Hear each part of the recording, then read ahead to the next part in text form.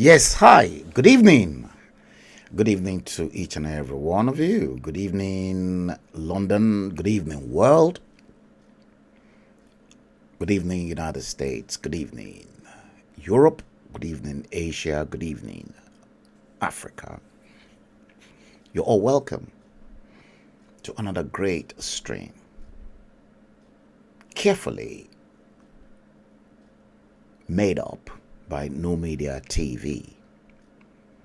I salute each and every one of you, all my avid viewers across the nooks and crannies of the globe. You're all welcome to this great show. Today is Tuesday, the 4th day of the month of October 2022. The time currently in London, according to the console right in front of me, is 18:14, 14 minutes past 6 o'clock London time, Tuesday, 4th of the 10th month of October 2022. Yes, I salute you. Episode 102 of the series we ignited over a year ago, The Bleeding Edge, is exactly what we want to talk about. Today, with all due respect, I've got good news, and I've equally got bad news. And I've got news that will break your head apart. That's how we do it. Live from this end of the dispatch box, live in London. I am going to go into the studio and I'm going to acknowledge each and every one of you. Yes, I can clearly see that Alaja Folake Alawiye were the first to log in onto the stream at 1809 hours 13 seconds. You're followed by Oshe Olung Obojumije.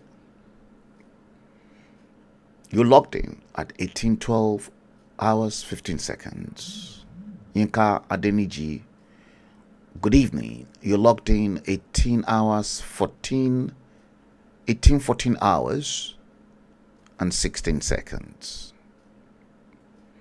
Akumeku Biafra, good evening. You're logged in at 15 hours 35 seconds. See, I'm giving you guys up to date. Adeniyi Akinwale, good evening. You logged into the stream at 17 hours and 23 seconds. Mario Thompson, you're followed next to Adeniyi Akinwale at 17 hours 27 seconds. Precise time. Episode 202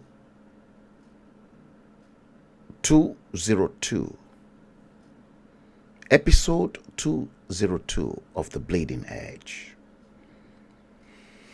is exactly what we want to talk about today. I'm monitoring several screens right in front of me. Alaji Aremo Alakufo Ibadan, good evening.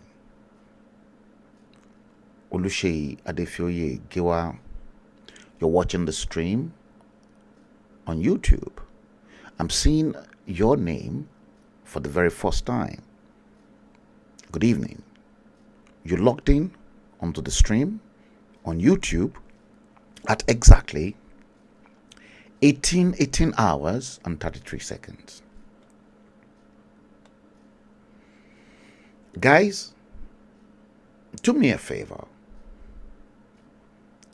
Give a thumb up,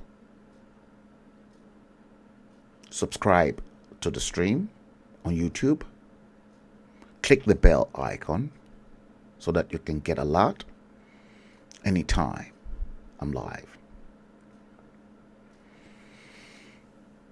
On Facebook, whichever of the pages you prefer to watch the stream, like and then follow. Episode 202 of The Bleeding Edge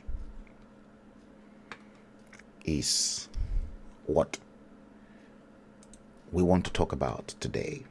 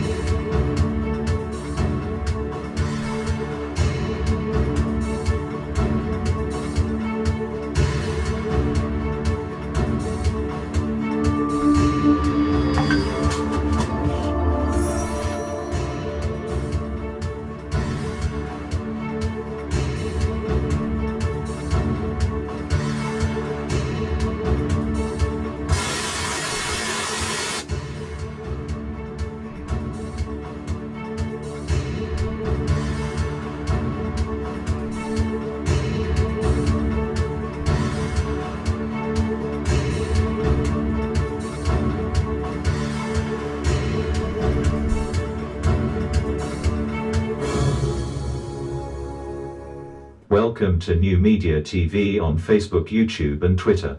From this dispatch box in London, England, on this platform, we address socio-cultural problems in areas of conflict and resolution, poverty, endemic corruption, inequality and terrorism, banditry, herdsmen crisis, cultism, ritual killings, high level of child mortality, inequality, unemployment, poor education and infrastructure, tribalism, nepotism and home violence in southwest Yoruba land of Nigeria, more than 60 years after independence from the United Kingdom.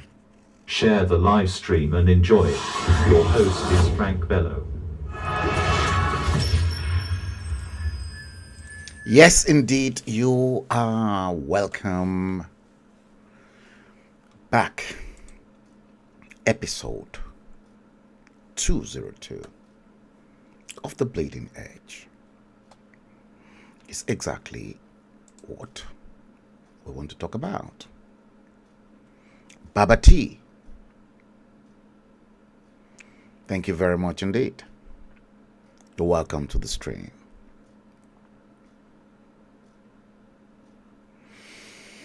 I've got a couple of things lined up for you. In a very clear, precise manner. You guys you know too well that we like to buttress our argument from this end and to the rest of the world with facts. We don't believe in fiction. We don't. But before we do that, I want to take you guys through few couple of things that may shake your medulla oblongata. I've got some stuff here for you. Let me start with this. It's a cracker. It's a cracker. Okay?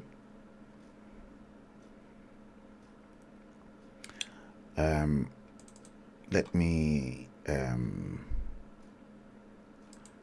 let me bring that in. Come on, what are you doing here? Okay, let's do this.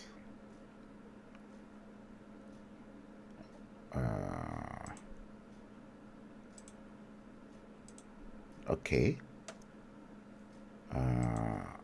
it's not that one, so let's get this one. Maybe it is this one. No, it's not that one. I don't want that one.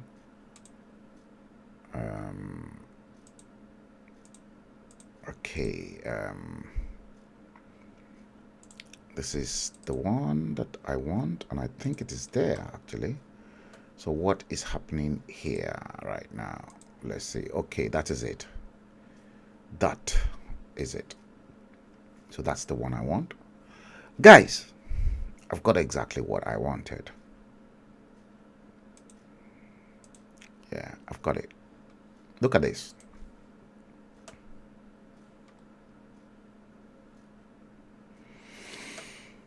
Others, I believe, will join us.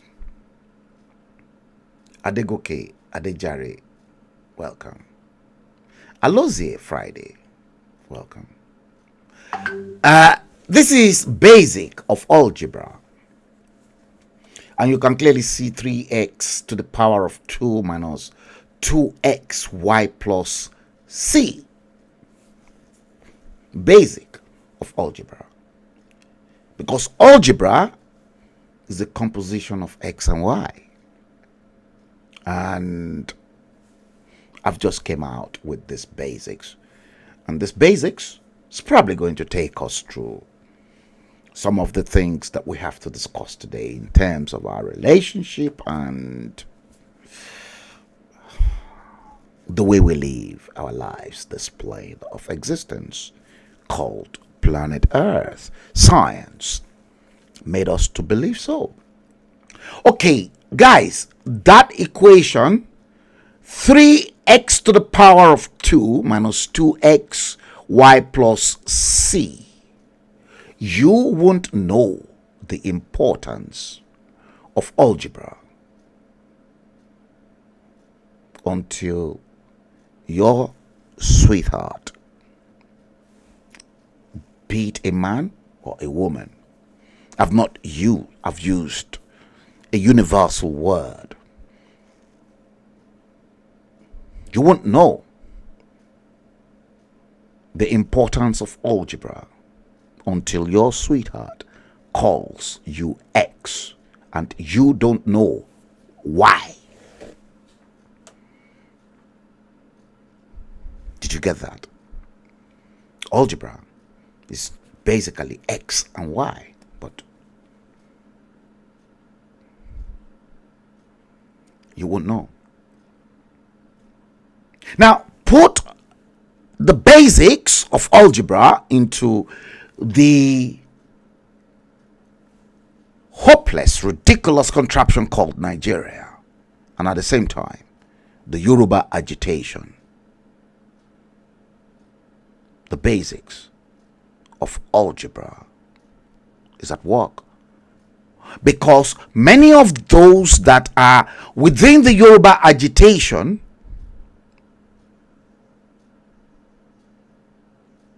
you call them X, but you don't know why.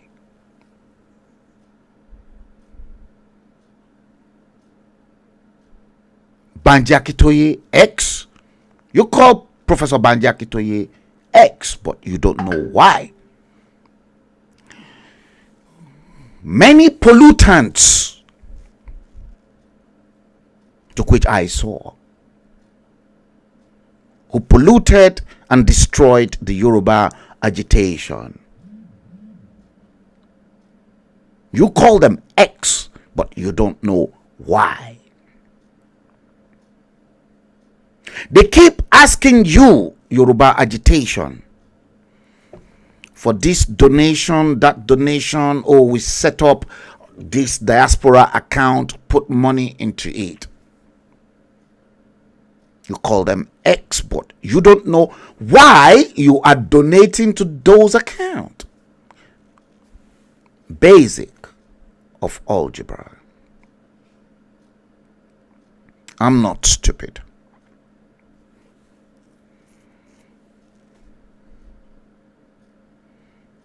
Can you see why? You won't know the importance of algebra until your sweet heart, even within partners, between husband and wife, you won't know until your sweetheart calls you an X. And you don't know why.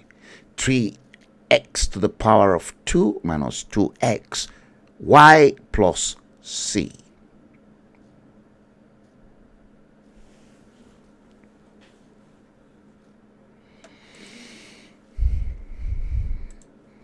I've started based on that. Relate the same basic of algebra to the ridiculous contraption called Nigeria. Hopeless nation called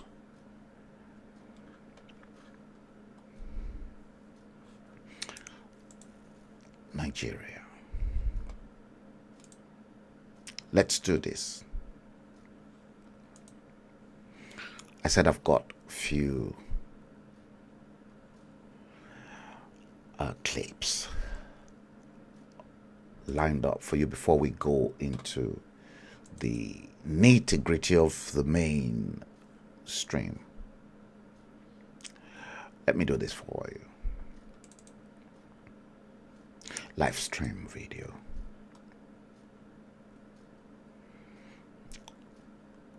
I want you to please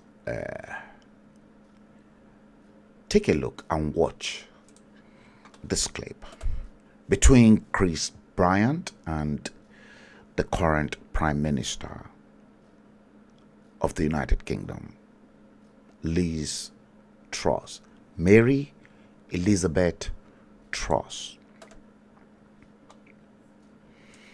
I want you to listen to this. I want you to watch this very carefully. And I want you to please tell me where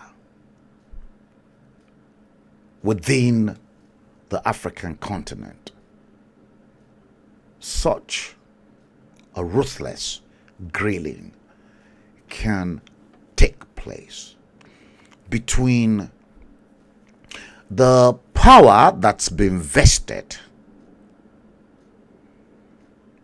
in the committee chairman within the Houses of Parliament in the United Kingdom and the Prime Minister. Let's say this. Said you were talking about authoritarian regimes earlier, and you said that the UK should be a robust counterweight to authoritarian regimes, and that we are ending our dependency on authoritarian regimes for energy. How would you describe the Gulf states? Gulf state. I would describe the Gulf states as partners of the United Kingdom. We're currently negotiating a trade deal with the GCC. Now, is every country that we work with exactly in line with the United Kingdom policy and everything? No, they're not, but they are important allies of the United Kingdom. And Mohammed bin Salman, responsible for the murder of Jamal Khashoggi, no? Yeah. What I would say is that Saudi Arabia is an important partner of the United Kingdom. The Prime Minister, Liz Truss of the United Kingdom, being grilled by just an ordinary MP. What I'm focused on is making sure that we are dealing with the major threats to the world. The number one threat we're dealing with at the moment is the threat from Russia. In order to do that, we need to make sure that we have alternative energy sources. One of the key sources of energy is the Gulf region. We're not dealing in a perfect world. We're dealing in a world where we need to make difficult decisions. And I think it is right that we build that closer trading relationship with the Gulf states. If a country is an authoritarian regime, it's fine to do business with it as long as the authoritarianism is only within its own borders. Is that right? What we're facing with Russia is a regime that is actively seeking to invade sovereign nations and create a greater Russia, recreate the former Soviet Union. What we're seeing with China... We went handing that to them for 12 years, and now we're doing the same with Saudi Arabia. Well, I think that was wrong. Listen to that very carefully. The Prime Minister being grilled by just an ordinary MP. In the Gulf trade document that you just published, you say the government will continue to hold those who violate human rights to account. How are you doing that? You can see the Prime Minister already shitting in her pants. With the relevant ministers and leaders who we meet in the Gulf states. I have personally, yes. Well, your spokesman said that you hadn't. So what's the last human rights issue that you raised with the Gulf state leader? Gulf state? I had to come back to the committee on The Prime Minister had to be grilled on the terrible human rights abuse in the Gulf states of the Middle East. You can't remember a single human rights issue that you raised with the Gulf state leader.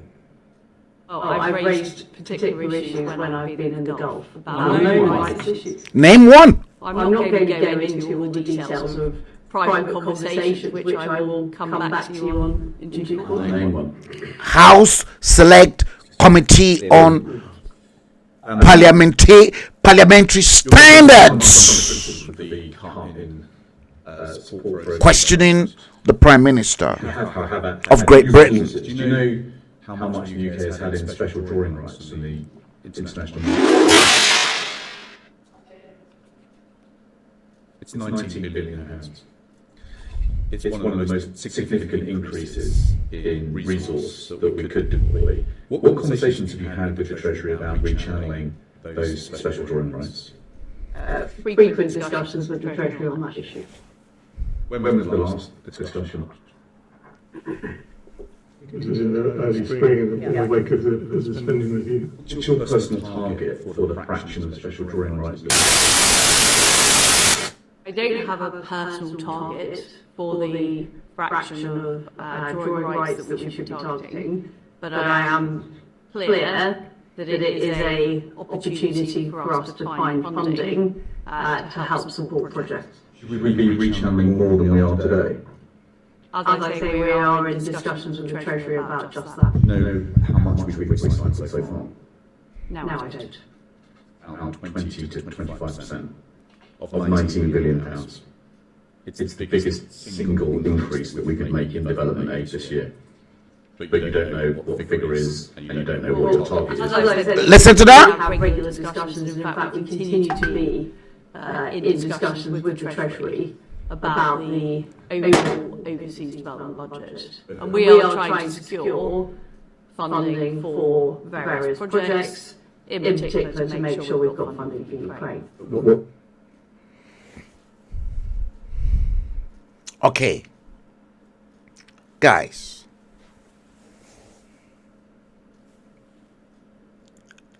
Parliamentary Standards Committee Chairman grilling robustly the Prime Minister.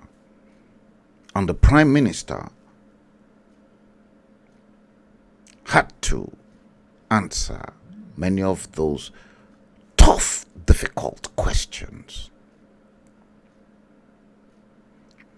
What's the purpose of this? The purpose for playing what you've just seen is within the contraption called Nigeria or many other African countries. Have you ever seen a situation whereby the Prime Minister or the President is questioned ruthlessly by members in the same government, in government? You see, it is terrible to see African politicians, especially your Senate, your current Senate President, Lawan, I'm mentioning his name, who said emphatically to the whole world that whatever Mr. President wants, Senate will do for him.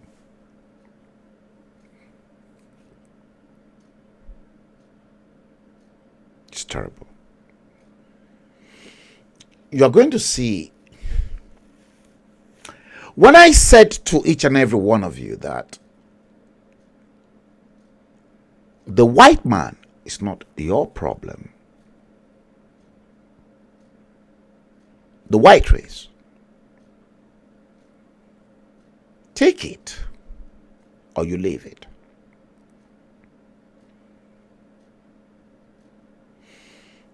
Colonization, industrialization, everything that you can talk about that is bad under the earth. Some of you might say, oh, the white man caused the problem in Africa.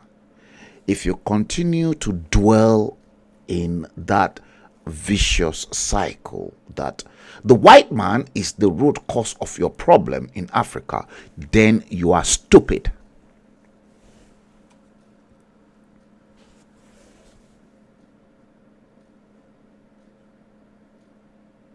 If you continue to dwell in that vicious cycle that the white man, the Onyibo people, caused your problem in many of the African countries, in Nigeria, like the IPOB and the Igbo clan claim that the British and the Queen was their problem. You are stupid. The Queen was never your problem. The white man was never your problem. You, as black people, are the root cause of your own problem.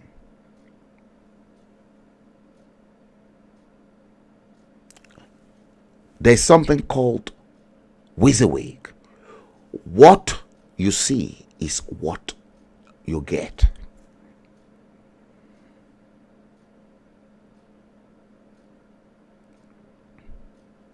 What you guys see is exactly what you are getting. Stop,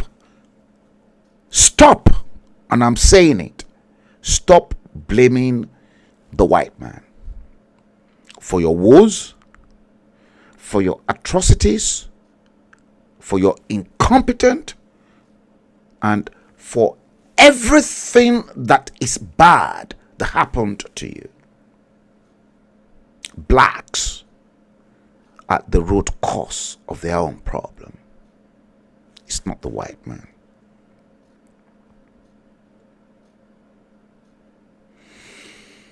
Yes, we are all not perfect.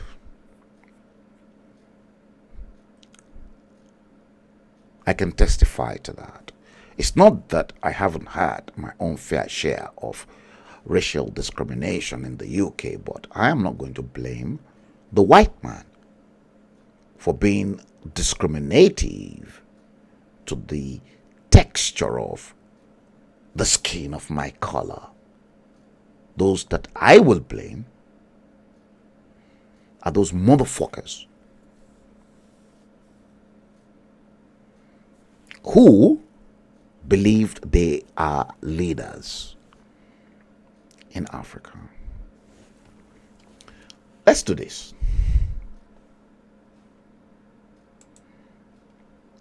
I'm going to bring in another videotape for you.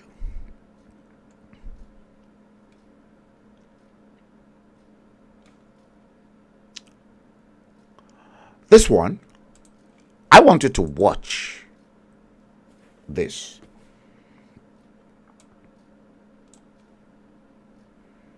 '77th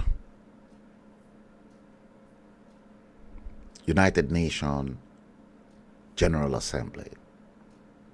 Watch it.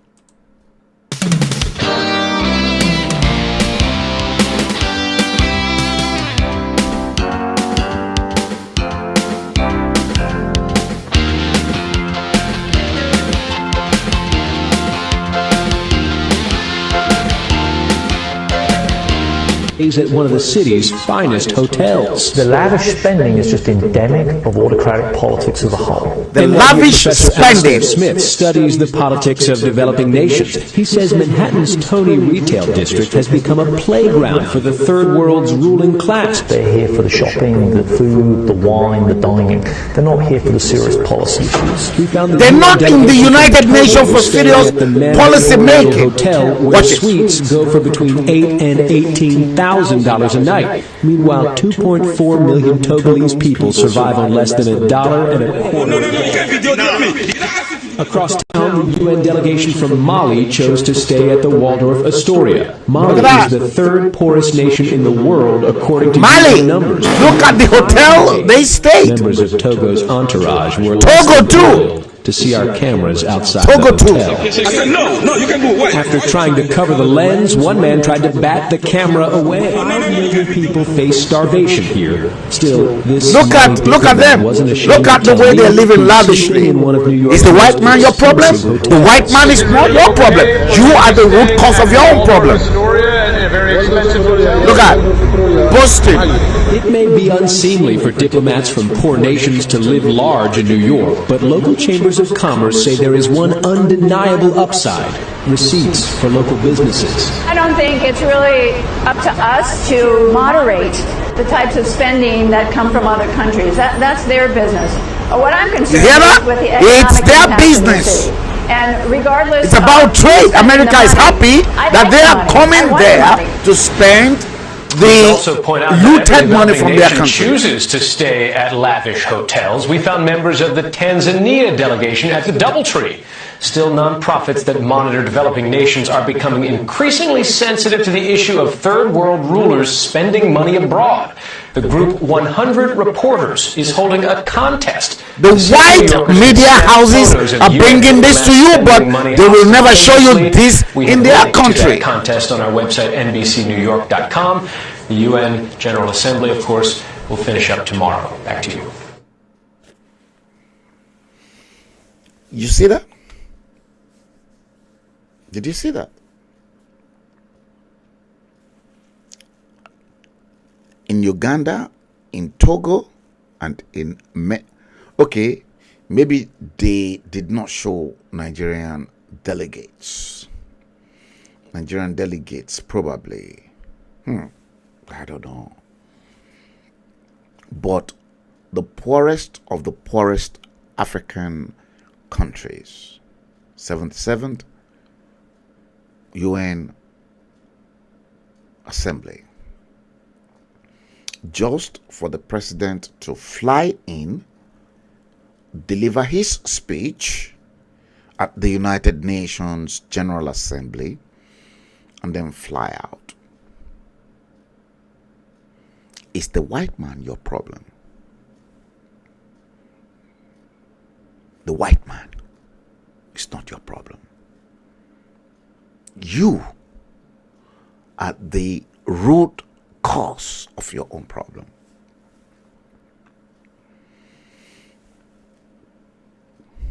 Have you seen United Arab Emirates or Saudi Arabia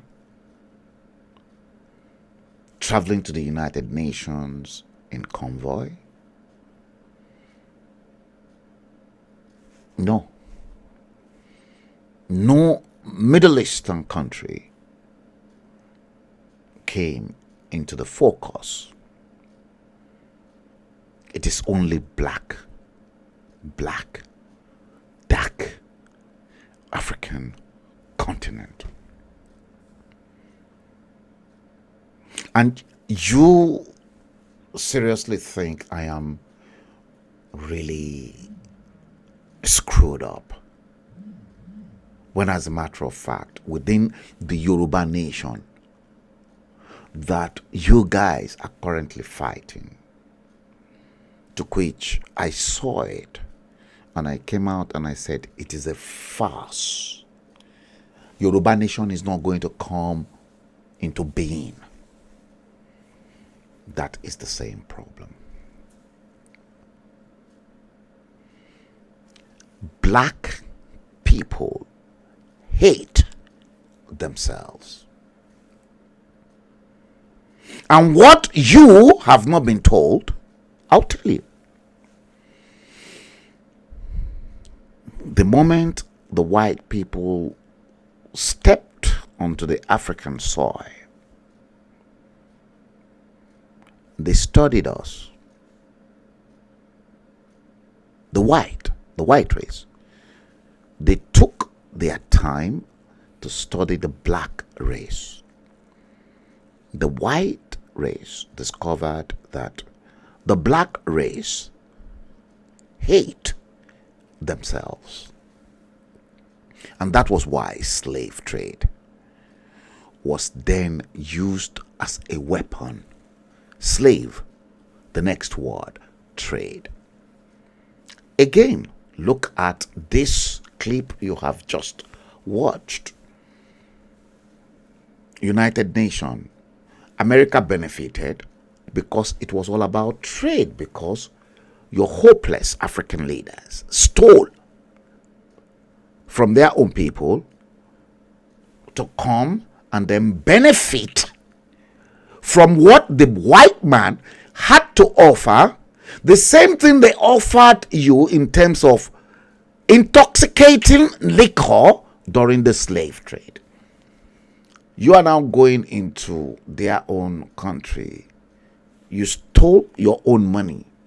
Before, the white man will come to you, they will bring gifts, but now you will now go to the white man's country, New York, England, the UK, France. Now, many of you are now deviating to go to United Arab Emirates and the Middle East, because they know that you are stupid and that you don't love your own people. You see, 77th UN Assembly, America benefited economically. And they said, oh, they want that money.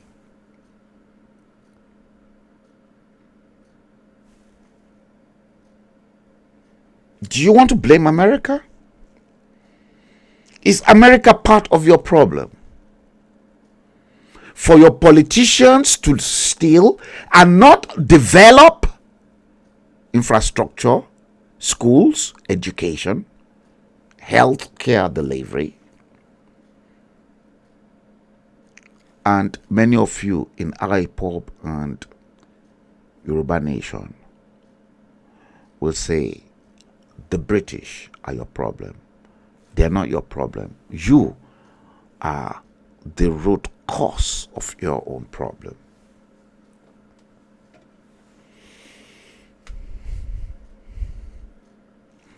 I learned Professor Banji Akitoye is appealing to every one of you. Go and tell Professor Banji Akitoye Yoruba Nation is a farce. Professor Banji Akitoye is a fraud himself. I'm saying this, that Banji Akitoye is a fraud. Like me, hate me, is up to you. That's the gospel truth. That's the truth. Whether you like it or not, it is the truth. The whole truth and nothing but the truth. I want you guys. I said, you don't know Professor Banji Akitoye. You don't know him. Now you will begin to say it.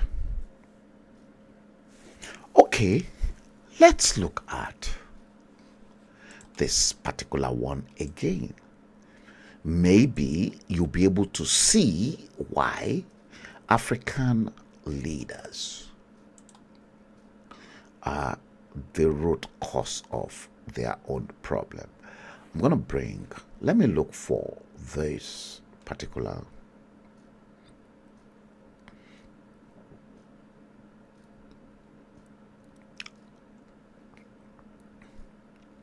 Okay. Wait a minute. I'm trying to find it. Let me come to the front. Okay, this is it. Guys, you think Britain and America is your problem? Is it Britain and America and Europe that asked this moron as an African leader to steal his country's money? Check this out. Look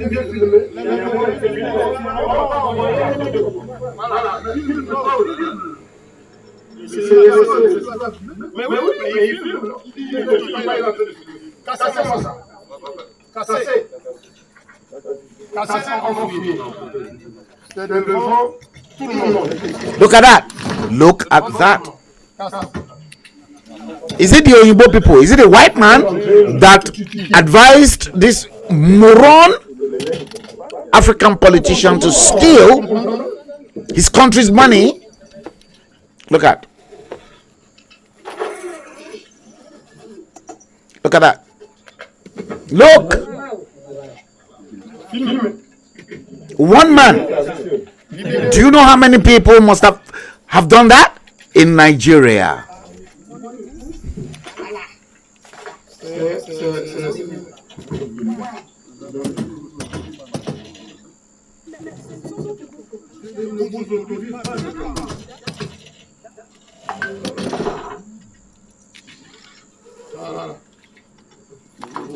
Look at that. Look at all the luggages loaded with money. Look at that.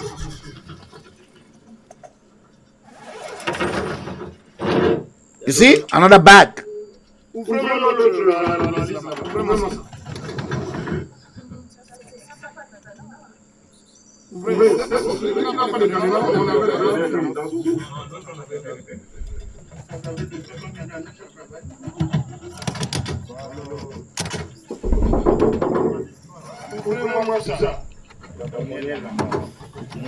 see that?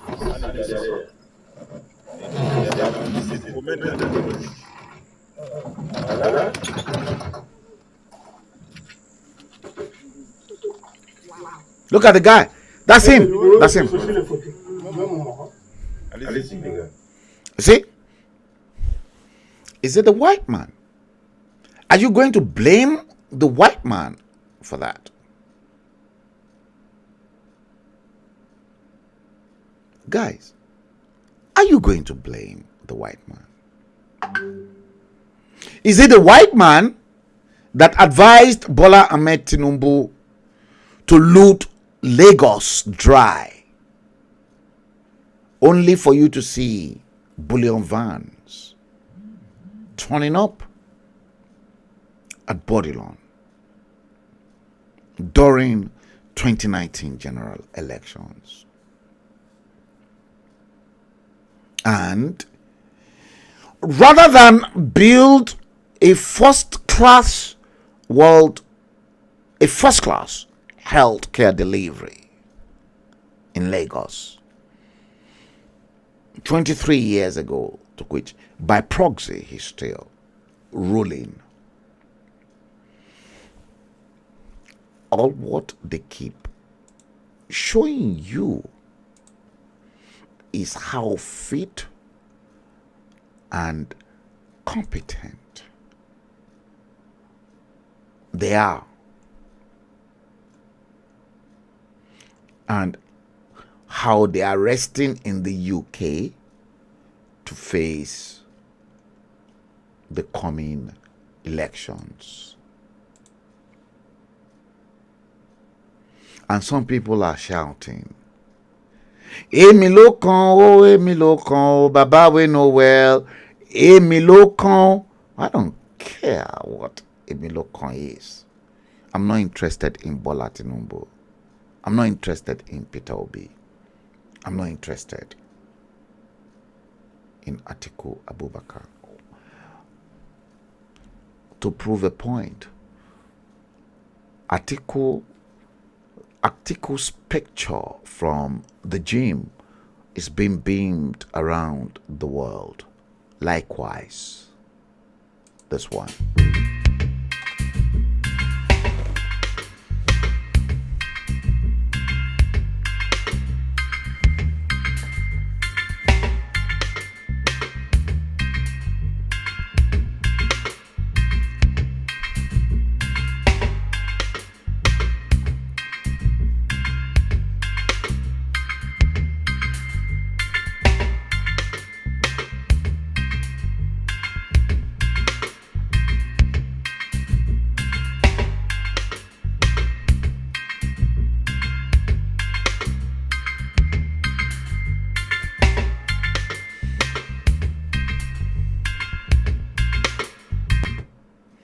What does that mean?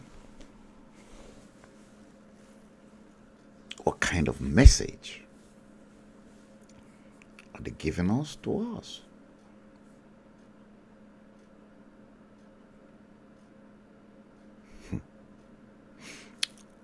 You want the gospel truth? Where Nigeria got it wrong was Umaru Yar'Adua. The death of Umaru Yar'Adua pained the North. Make no mistakes. I know it too well because I am right inside it.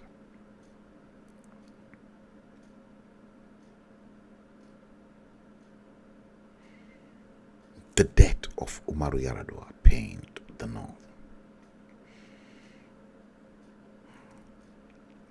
And you will see why the North refused to relinquish their autonomy over power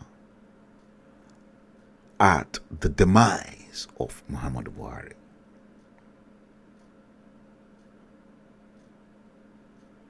Let me quickly tell you this before I go into the next one.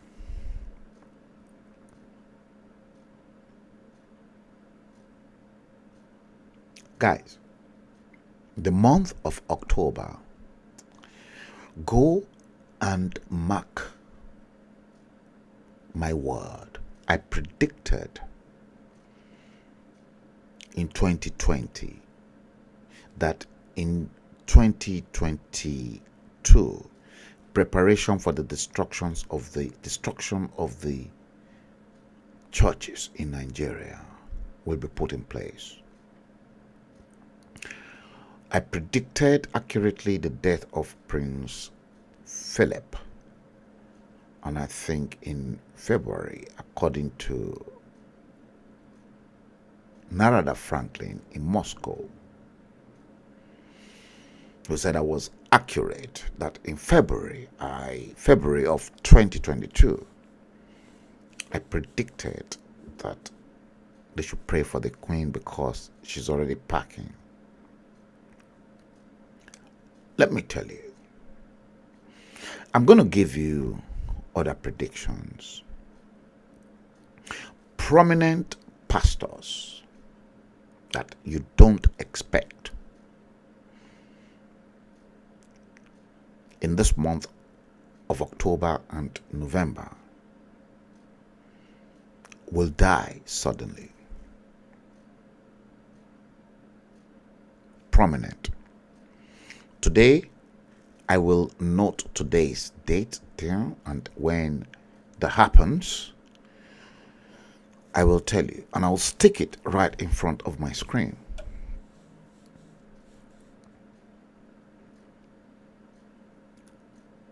Prominent pastors in evangelical ministry, prominent ones, at least 2 of them will pass away between now and November.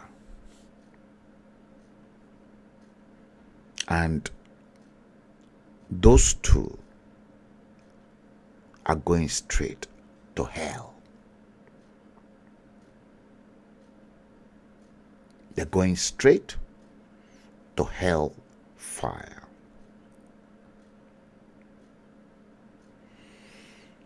Prominent politicians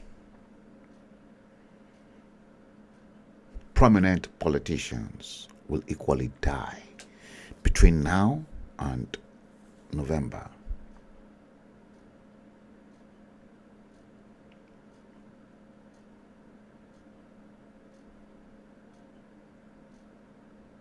Pray for Bola Ahmed Tinubu.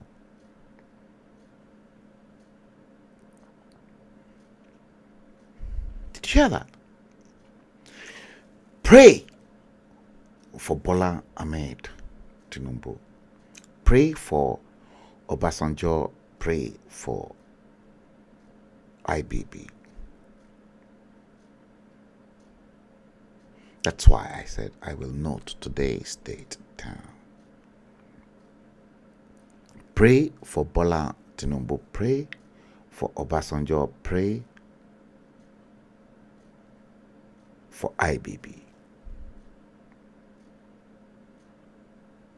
There's going to be a lot of political assassination.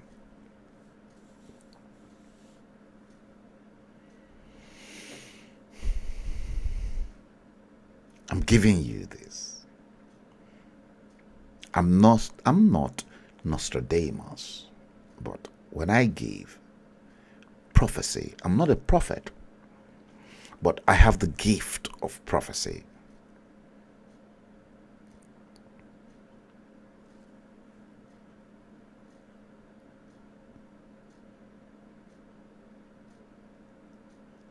Pray. There is no amount of voodoo or whatever. Obasanjo is already packing.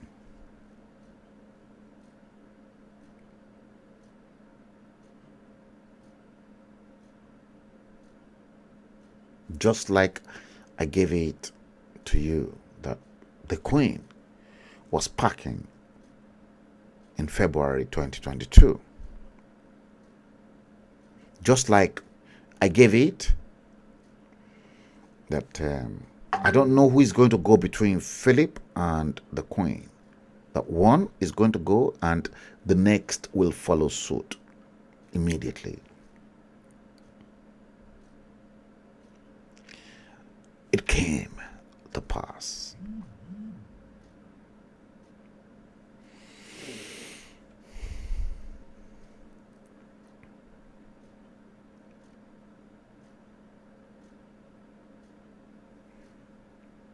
If two heavyweights can leave the shores of Nigeria at the same time, simultaneously, Obasanjo and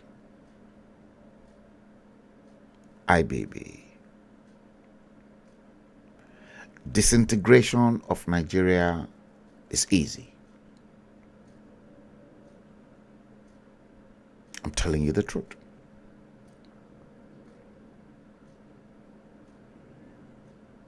Nobody can hold Nigeria together because those two, Obasanjo and IBB, are the two holding Nigeria together.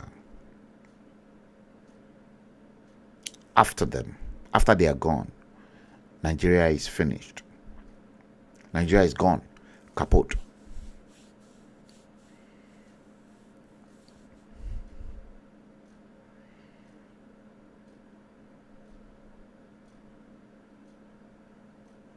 Between October and November, I've been saying it.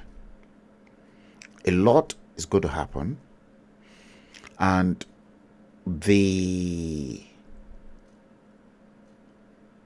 ghost in Asorok will equally be revealed.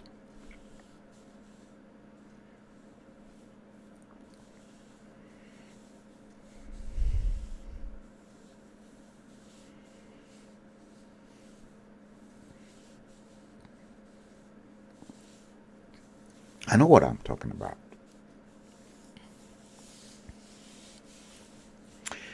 I don't want many of you to believe me, but at least many of the predictions that I've given you came to pass. A prophet is never respected in his own yard. I don't want you to respect me. Nobody respected Nostradamus. Nobody respected Jesus. Nobody respected many of the prophets that were sent to this world by Tetragrammaton Sabaoth, the Lord of Hosts. Nobody.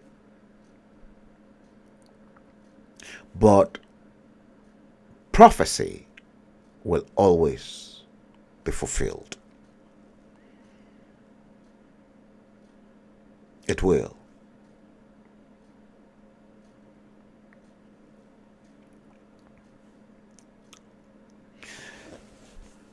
Before we go into the next phase, episode 202 of the Bleeding Edge is exactly what we are treating today. The time in London is 1912. Today, Tuesday, the 4th day of the 10th month of October 2022. If you're just joining us, I can see Bukola Odufadeni Olusanya from the west coast of the United States. You're not commenting. I haven't gone through the studio. I can see Val Ojo. I can see Mayegun Amotekun Agbaye Adeyemi. I can see all of you. Let's do it this way. Episode 202 of the Bleeding Edge. Let's come back after the break.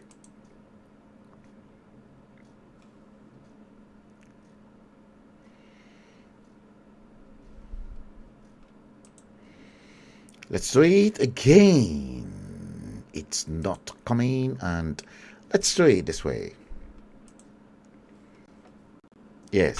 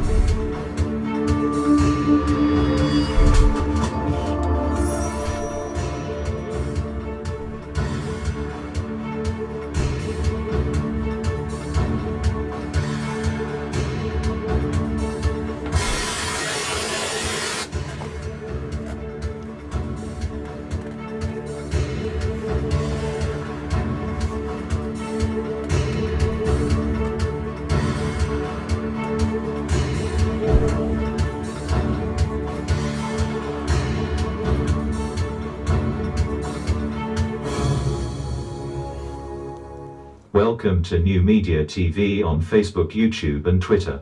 From this dispatch box in London, England, on this platform, we address socio-cultural problems in areas of conflict and resolution, poverty, endemic corruption, inequality and terrorism, banditry, herdsmen crisis, cultism, ritual killings, high level of child mortality, inequality, unemployment, poor education and infrastructure, tribalism, nepotism and home violence in southwest Yoruba land of Nigeria, more than 60 years after independence from the United Kingdom.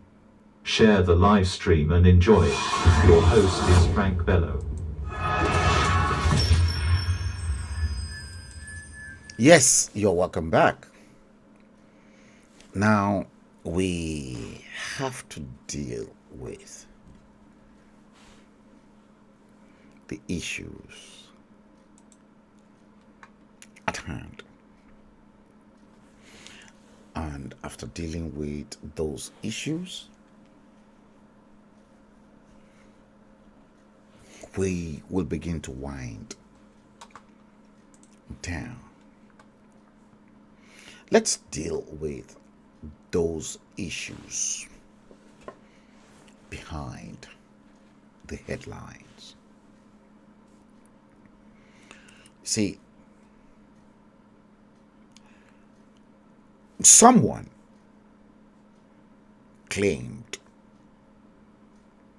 Nigeria is very sick and urgently need a qualified physician, doctor.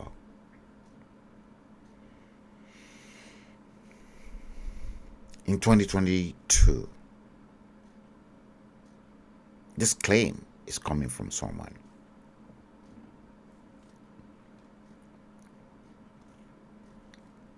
Okay. Remember, over 20 years ago, I repeat, over 20 years ago, no one in that nasty,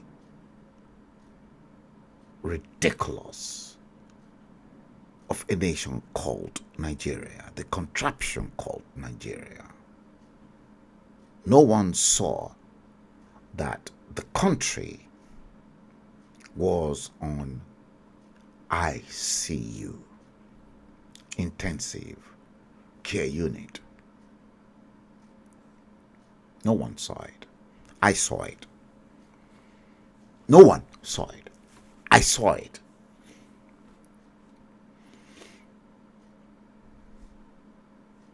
I was able to see that Nigeria needed very urgently, specialist hospital ward that will provide treatment to her and monitor her well-being as the country called Nigeria was critically ill. 20 years ago, again, I saw it.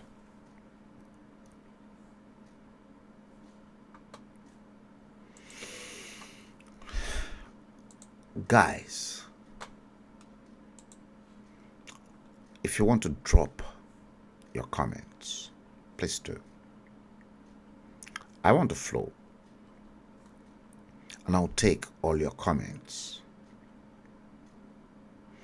at the end of the whole stream.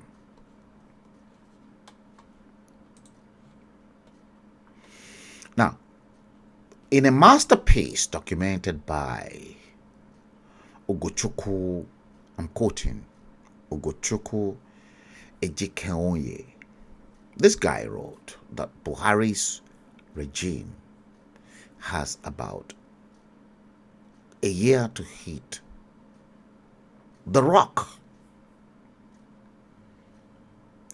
To hit the rock. In other words, its expiration point. Perhaps the only thing that still retains the capacity to squeeze out some smiles on a couple of faces in Nigeria today is the faint hope that he might fulfill his pledge.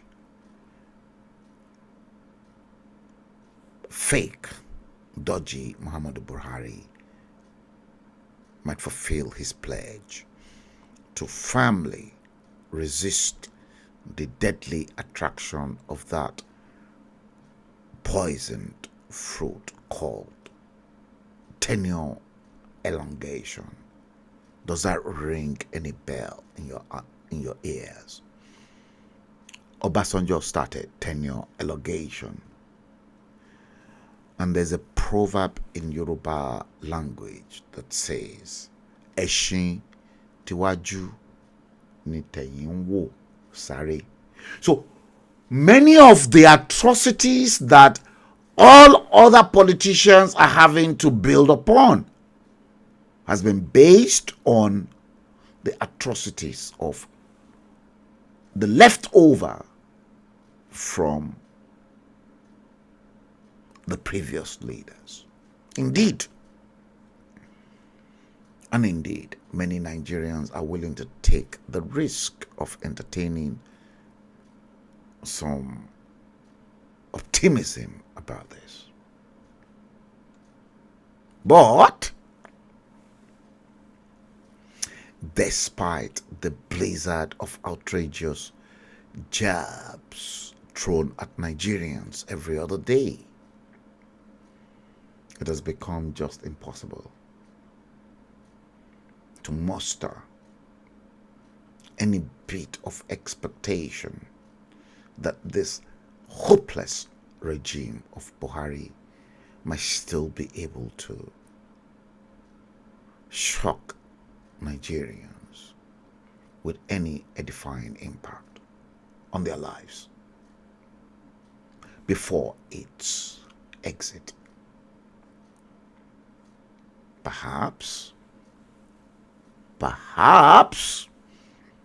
the only reasoning feeling out there emanates from the palpable wish that the days and months of his exit might develop wings and fly away so fast, so that with brightened faces and deep relief, Nigerians can happily embrace and congratulate themselves that eventually the nightmare of a fake, dodgy latex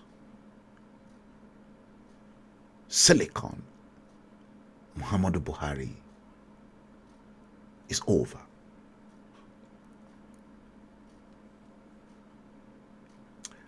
Life in Nigeria in Location 9 has become so worthless.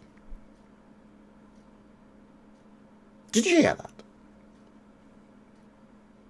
Let me repeat myself.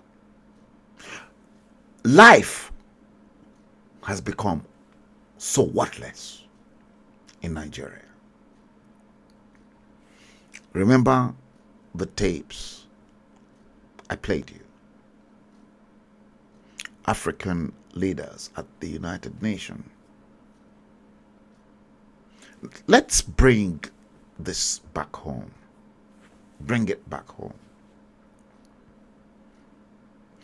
Nigerians are slaughtered. Nigerians are maimed. They are kidnapped every other day. Communities in Nigeria are razed and sacked. Women and girls are brutally violated with chilling regularity. The Fulani government is still content with the banal condemnations it issues each time these tragedies occur.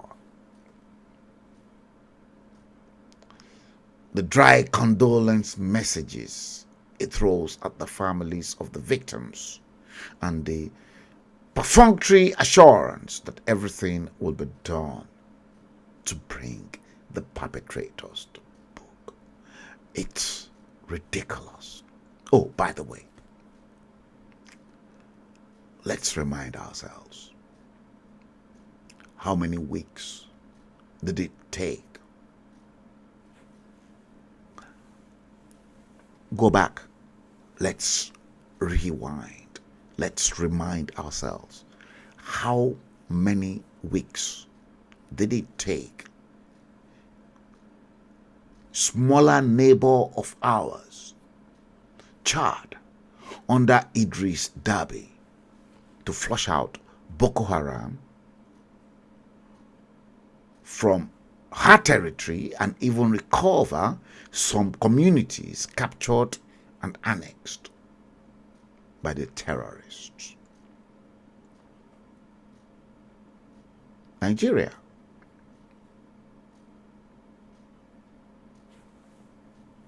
That shameless country that you guys love so riveting with all your heart, must now be earning almost zero revenue from tourism. Is it not also a huge shame that Nigeria retains the star prize as the country with the worst electricity supply in the entire African continent? Are you not ashamed? And guess what? What a calamity. Atiku Abubakar said he wants to fix electricity, when as a matter of fact, he brought darkness to Nigeria to compound matters. To compound matters. Your fake, dodgy Buhari that is in Aso Rock has borrowed the country into dreadful financial enslavement. Yet, there is almost nothing on ground to justify such enormous or huge indebtedness that can only keep the country perpetually stuck in the sticky mud of retrogression.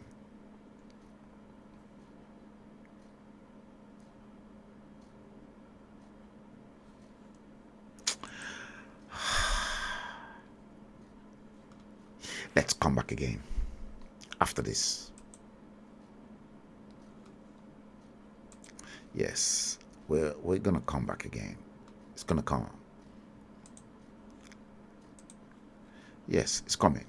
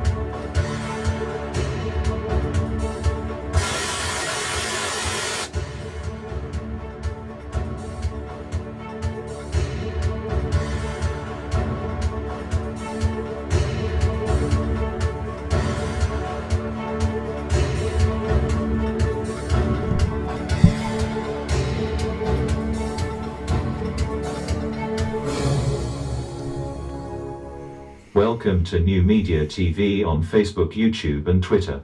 From this dispatch box in London, England, on this platform, we address socio-cultural problems in areas of conflict and resolution, poverty, endemic corruption, inequality and terrorism, banditry, herdsmen crisis, cultism, ritual killings, high level of child mortality, inequality, unemployment, poor education and infrastructure, tribalism, nepotism and home violence in southwest Yoruba land of Nigeria, more than 60 years after independence from the United Kingdom. Share the live stream and enjoy it. Your host is Frank Bello.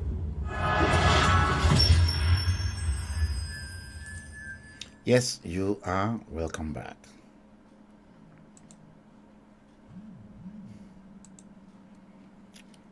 It is tough. It is very difficult.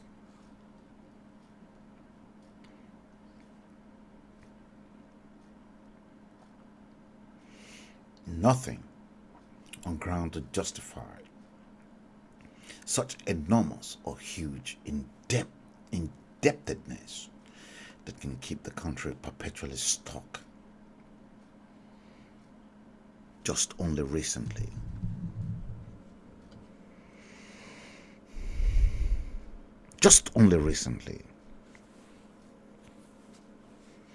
General Ibrahim Badamasi Babangida, IBB,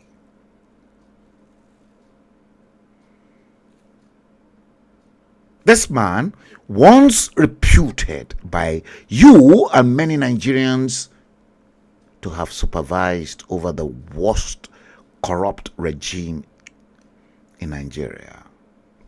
IBB boasted that given the confused reports of massive corruption emerging with revolting regularity from the APC regime,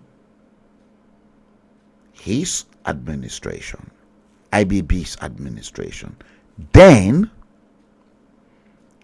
was a regime of saints. And you know what? Many of the mega projects Babangida's administration embarked upon, we dare not touch them today. Remember, he completed the task of the longest bridge over water in Africa at the minimal cost. He built from scratch a new federal capital territory in 3 years. Minimum task.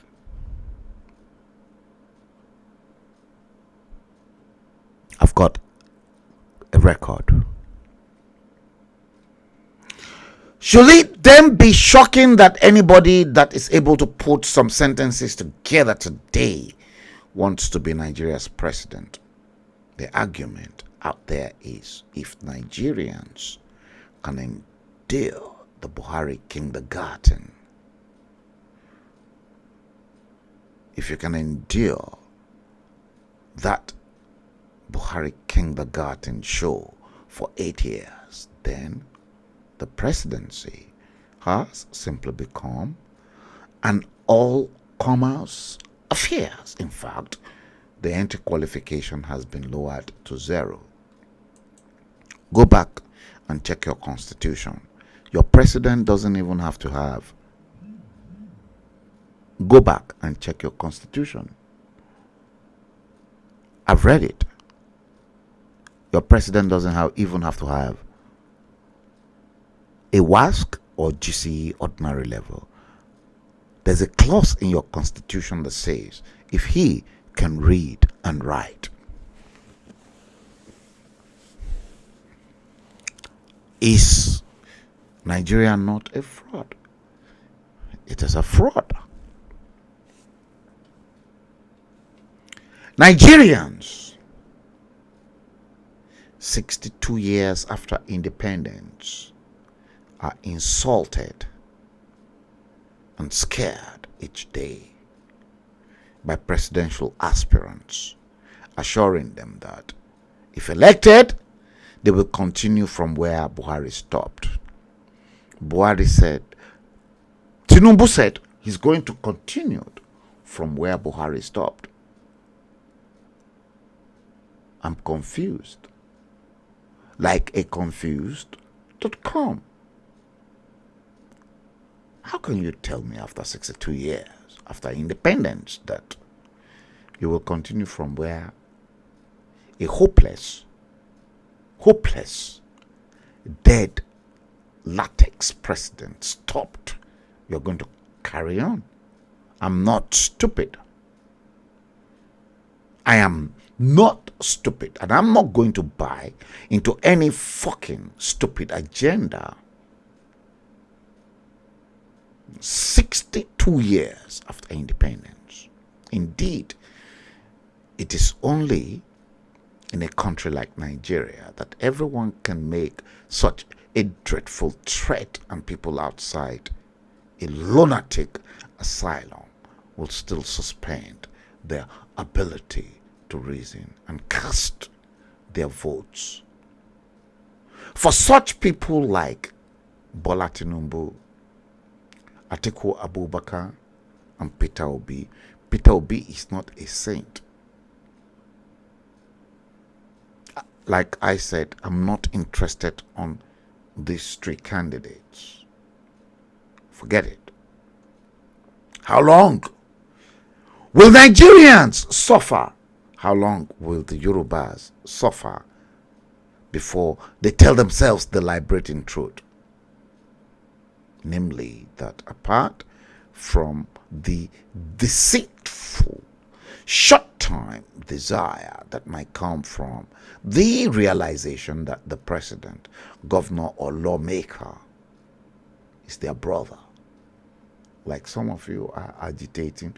Èmi ló kàn o, èmi ló kàn o, Baba we know well, èmi ló kàn. I don't fucking care about èmi ló kàn or èmi náà ló kàn. Fuck èmi ló kàn. What else do they reap if not unmitigated disaster like everyone else? Bola Tinubu is clueless. Atiku is clueless.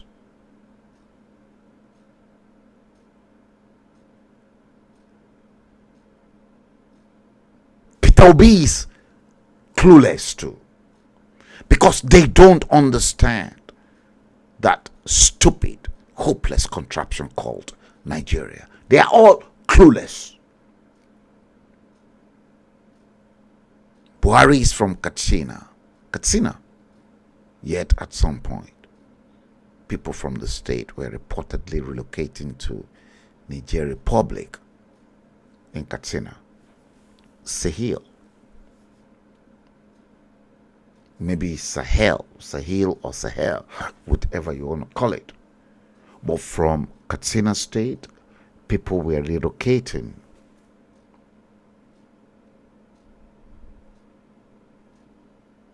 to Niger Republic. Why are they relocating? Those people are escaping worsening insecurity.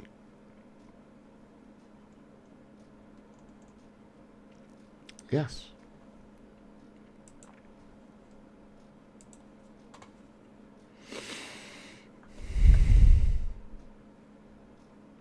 It's tough, isn't it?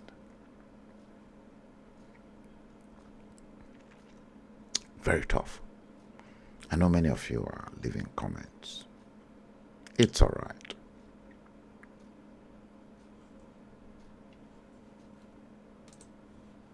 Next. I'm going into the next one. And I want you to please lend me your ears. Open your ears. This one is very important. In the first 6 months, I repeat, in the first 6 months of 2022, January to June 2022, we've got 8 oil-producing states in Nigeria. The 8 oil-producing states of Niger Delta, listen to this, they all shared 377.9 billion naira as 13% derivation revenue. Listen, follow me. Of this figure, of that 13% derivation revenue of 377.9 billion naira, Delta State got the highest of 114.7 billion naira. Akwa Ibom State followed with 80 billion naira. Bayelsa State is in third position with 76.7 billion naira, and Rivers State is in fourth position with 70.4 billion naira. It is important. It is very, very important to note that these 377.9 billion naira shared by these states is just for the first 6 months of this year, 2022, and not the total figure for the whole year of 2022.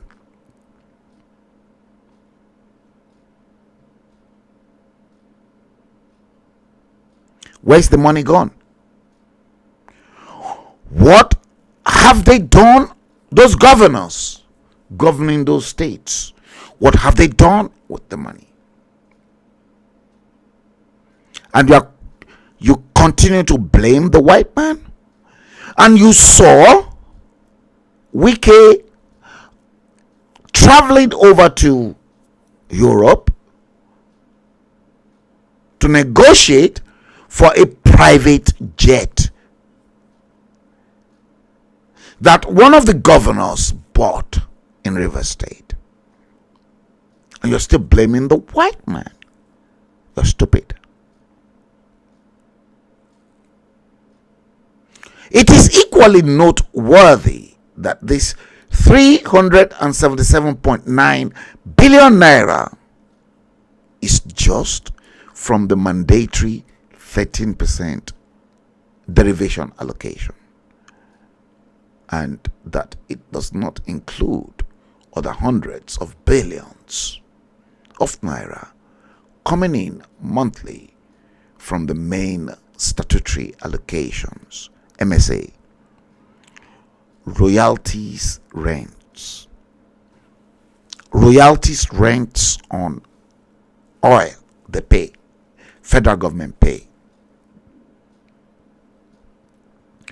Federal government pay on taxes, ecological funds, and it does not include internal generated revenue loans. It does not include grants and funds. It does not include NDDC funds.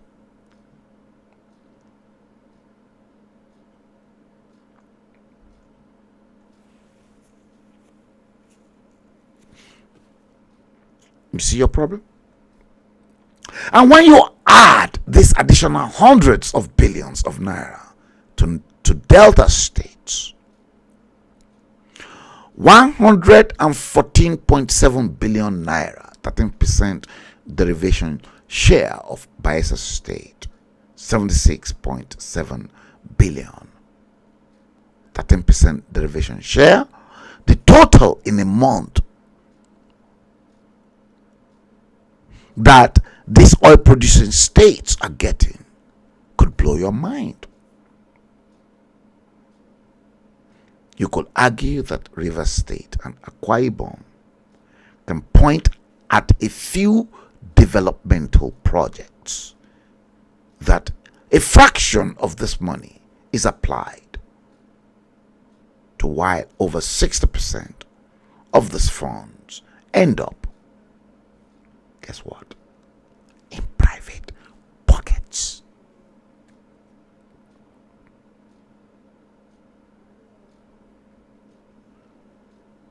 Where's the evidence of even 10% of this hundreds of billions of naira anywhere in Delta State or Bayelsa State? And when one considers the Bayelsa State is just only Bayelsa State, take it or you leave it, is just only 8 local governments. Any human being from that state should be shedding tears of shame right now, considering the amount of money that's been looted. What socio-economic infrastructural development and upliftment in the standard of living of its citizens comparable to that of any developed country in the world can the hundreds of billions of naira coming in monthly not to be more than enough to build in Delta State or Bayelsa State with just 8 local governments that put together are not even up to one local government in Kano State. Talk less of Lagos State. Unfortunately and tragically, and shameful too. The problem of the people of Delta and Bayelsa State, ruled by the People's Democratic Party, the PDP, since 1999, 23 years to date, is now APC's problem.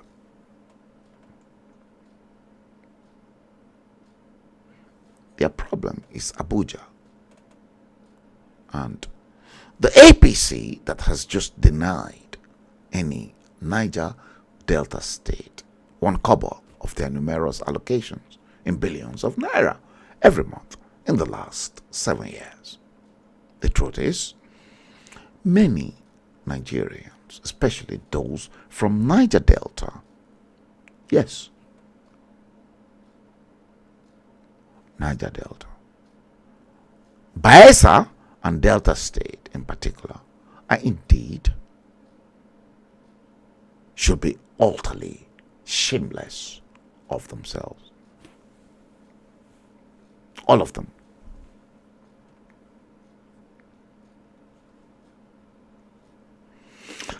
Before I go into the next, I told you guys it's going to be ruthless.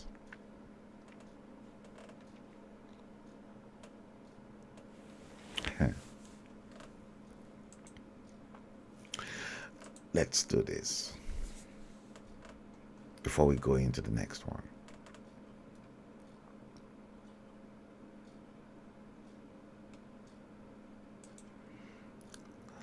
Look at this.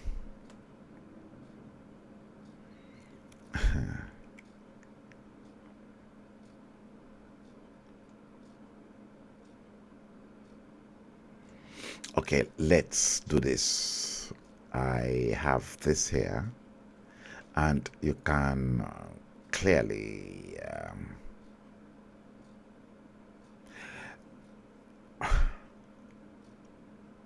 let me get you this. How Atiku and PDP 16 years looted Nigeria. Yes, it's coming your way. What are you sure that Atiku and PDP are after? Taking and converting Nigeria's assets and commonwealth. Between 1979 and 1998, Nigeria invested about $100 billion to establish public enterprises. 16 years of PDP and Atiku ensured these assets were sold for a meager $1.6 billion to themselves and their cronies at ridiculously giveaway prices. Obasanjo and Atiku sold the aluminium smelter company of Nigeria, Ascon, in Kotabasi, worth $3.2 billion for a paltry sum of $130 million. They also sold Delta Steel Company, worth $1.5 billion, to a company that did not participate in the bidding process for $30 million.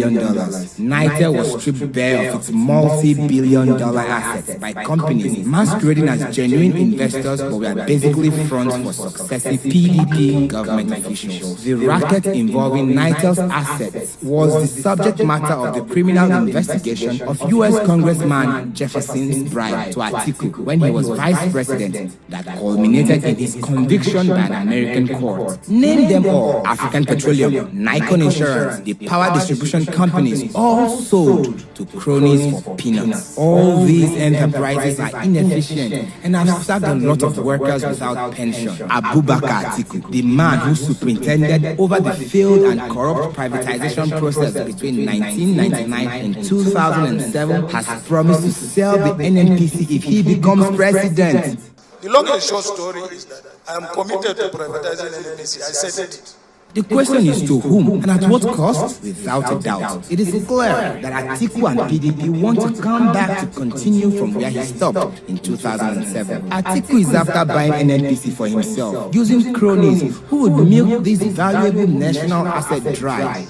Are my friends not entitled to be enriched? And leave it in ruins as they have done to previously privatized companies. Nigerians, be wise.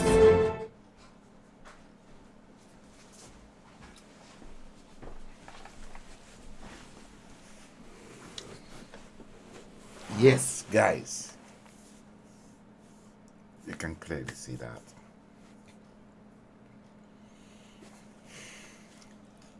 You can clearly see that. That's how they want to sell you, basically. That's how they want to sell you.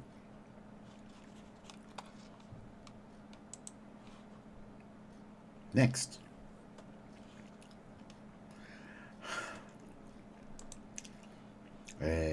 Should I do this once again? Because I've got loads of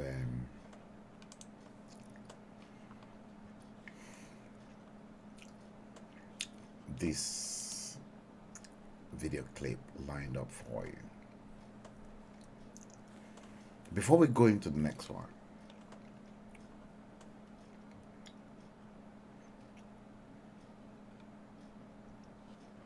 watch this.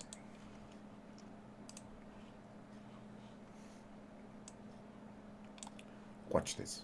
One of Africa's biggest cancers is that Africans, for whatever reason, seem insistent on electing leaders who build nothing and then wonder why they build nothing. You've built nothing. You've created nothing.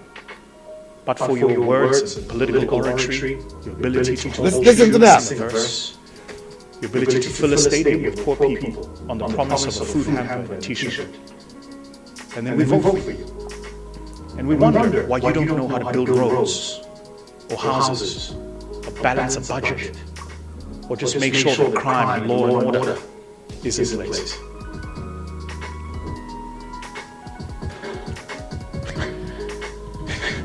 We elect clowns and then give them the seat of the headmaster. You elect clowns.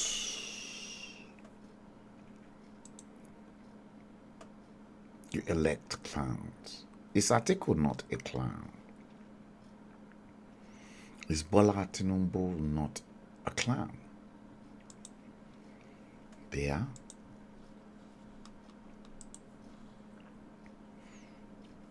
(2023) like 2019 is on my mind. If you like, make Kingsley Moghalu the president. Make Peter Obi the vice president. Make Professor Charles Soludo the economic planning minister and bring back Dr. Ngozi Okonjo-Iweala as Minister of Finance and coordinator of the economy.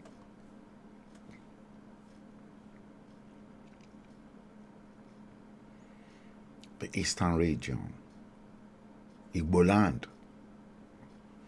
For you, Igbo people, the Eastern region will remain underdeveloped. And Aba will remain abandoned.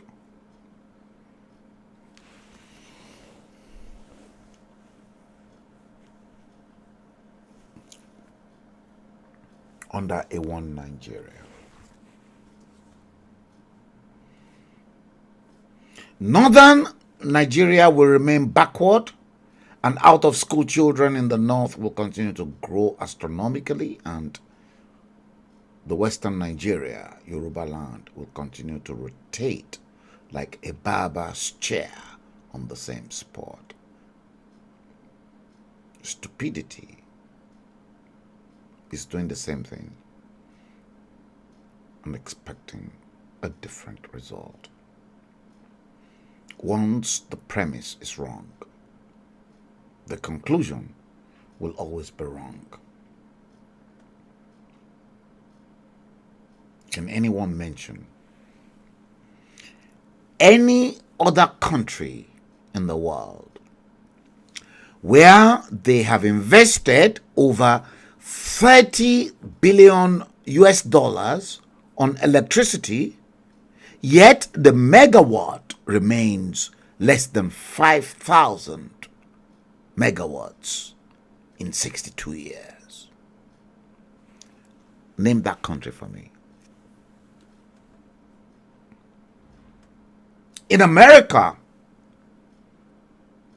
the United States, when they had a strong president. But a crazy man as president. The strong American structure takes care of the crazy president and pulled him out of the White House before he could damage the American structure. Fellows, Nigerians, go and ask Obasanjo. He's dazed till tomorrow that the $16 billion US dollars invested in electricity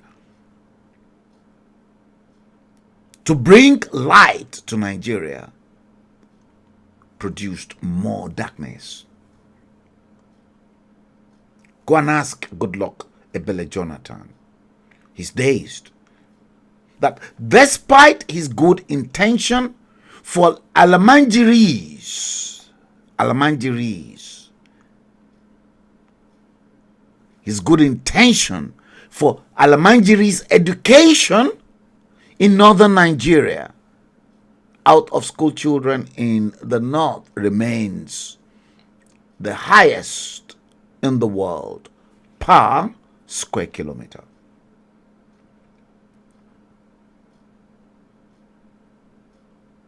Buhari was long gone and dead, buried in a cemetery in Saudi Arabia. But were Buhari to be alive today, we have to ask him how he became more clueless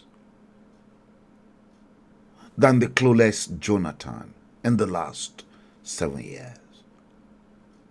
Remember, let me remind you, the real original Muhammadu Buhari had 30 points agenda plan in 2015. But his agenda pushed Nigeria to become the world's poverty capital of the world in 2019. This is the only trophy Buhari got for Nigeria in 7 years, top to bottom. Does anyone think Buhari himself is in his grave at his F9 parallel in his report sheet in Saudi Arabia? The answer is no. I don't think so. Oh, by the way, Buhari's wife, Aisha, knows the truth. And she's not happy that her husband scored F9 parallel.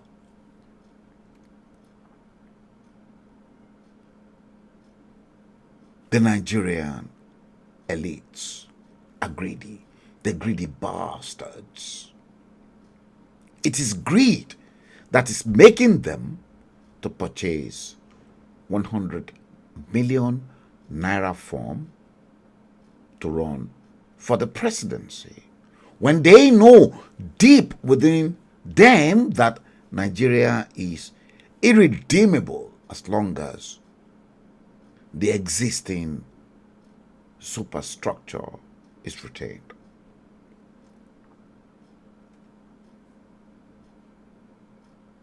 Peter Obi,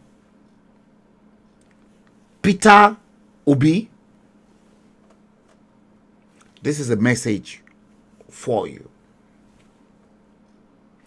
Take the message. Nigeria, Peter Obi, is not your Anambra that your Onitsha formula can cure overnight. No. I've said it. I don't believe in Peter Obi. I don't believe in Bola Tinubu. I don't believe in Atiku Abubakar. Peter Obi, Nigeria is not Anambra that Onitsha formula can cure overnight. Bola Ahmed Tinubu, Nigeria is not Lagos either.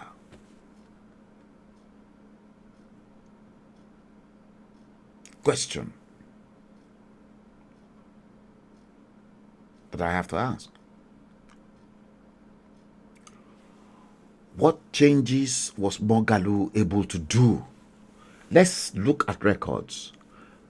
Kingsley Moghalu, what changes were you able to bring onto the table as deputy governor of the CBN? You had none. You were incapacitated. Your brother, an Igbo man, Emefiele, is the current governor of CBN. What changes has Emefiele been able to do as the CBN governor, aside from bringing the Naira value from top to bottom? Nothing.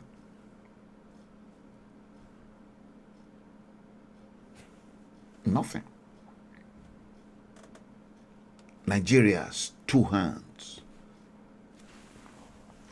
These two hands of Nigeria are tied by the British. These two hands is handcuffed by the British. Nigeria's legs are tied by the Americans and the Western world. Nigeria's eyes are tied by the Arabs and the Middle East. Our brain, Nigeria's brain, has been removed. The brain has been removed by China. And the Nigerian's body is drugged by the internal rent collectors who have hijacked the state. Those rent collectors, you know them. Nigeria cannot get up from the bottom that fake dead silicon Muhammadu Buhari and the past presidents have pushed it to. Your problem as Nigeria goes beyond bad leadership. If you like, bring in Lee Kuan Yew of Singapore, or Nelson Mandela, or Barack Obama to the Nigerian equation. Very soon you will find out they will all fail spectacularly to govern ridiculous Nigeria. Nigeria has to be unbundled. Nigeria has to be calibrated.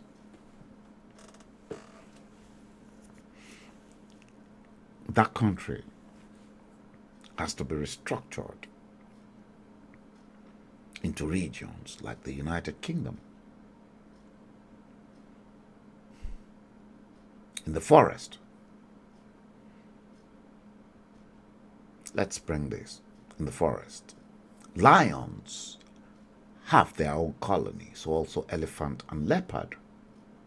In the ocean, tilapia has her own colony, so also the other fishes. In Nigeria, you lump everyone together. You lump the Yorubas, the Igbos, the Hausas, the Efik, the Tiv, the Idomans, the Hausas, the Fulanis. over 250 different ethnic origins together in the same bucket of water, and you expect them to flow together at the same speed? The answer is a capital no. Little wonder why Nigeria's fishes are swallowing. Nigeria's fishes are swallowing and killing one another. Me, as a Yoruba man, I want to kill an Igbo man, or kill a Fulani man, or kill a Hausa man. We kill each other, and it's going to happen. The fear of the unknown is the problem. The North thinks she will die. Sadarna thinks Sadarna is thinking he will die without the South workforce. Sadarna thinks he will die without the South's water, the sea, the Atlantic Ocean, and its oil. That's the way it is. The East, out of greed, the Igbos, out of greed, wants to ride the horse, by all means, when she has the capacity to build a bigger horse than the current Nigerian horse. So also is the West in Yoruba land. Yoruba land can develop their own land. Don't interfere with what is happening in the East. Focus on your land. Kolomu ki onikaluku gbe omu iya e. Let me tell you the gospel truth. Today, 62 years after independence, the Nigerian horse is tired. The Nigerian horse is weak. The Nigerian horse is not configured to win any great trophy, not anymore. The horse that has been trophyless in the last 62 years should be sold and be replaced with 3, if you know exactly what I'm talking about. That horse right now needed to be replaced with 3 or 4 or 6 or 8 new horses with fresh legs, fresh eyes, fresh minds, and brains. If you like, employ Peter Obi or Professor Charles Soludo or Kingsley Moghalu or Dr. Ngozi Okonjo-Iweala to ride the Eastern horse. Get Yemi Osinbajo or Akinwumi to ride the Western horse. Employ Nasiru El-Rufai or Ribadu to ride the Northern horse, and allow them to compete for 15 years. The shithole called Nigeria will be the same. Please, tell Kingsley Moghalu I like his passion, but he should use it to build a movement for restructuring of the country before the 2023 elections. At any rate, even if they don't listen to me, both Moghalu and Peter Obi cannot, look, don't listen to me. Either Moghalu or Peter Obi, they cannot win the presidency. Why did I say so? Moghalu and Peter Obi should go and ask Chief Obafemi Awolowo how he became the best president Nigeria never had. If it takes us another 62 years from today to accept this reality, nothing great can come out of Nigeria the way it is presently calibrated or configured. I hear most of you people say all Nigeria needs is one strong leader. Where is the leader coming from? Is the leader coming from Mars or from Jupiter or from Saturn? That's the question. IBB, OBJ, Theophilus Yakubu Danjuma, authentic Buhari, not the fake dodgy latex one, they were all strong leaders. But guess what? They all failed. Woefully. Woefully.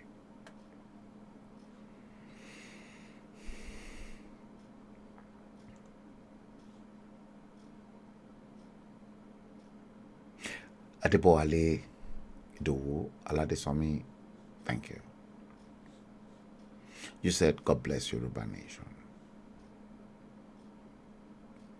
Nena Moran, good evening. Ogun Dotun Osholade Alakofo,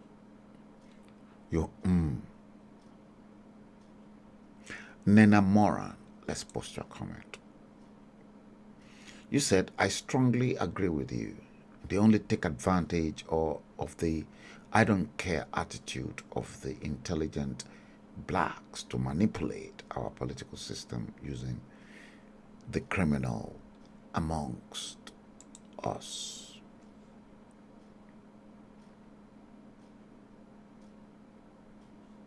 Again, you posted. The intelligent blacks, instead of standing up to the criminal amongst us and stopping them from taking over the system, prefers to run to the white man country.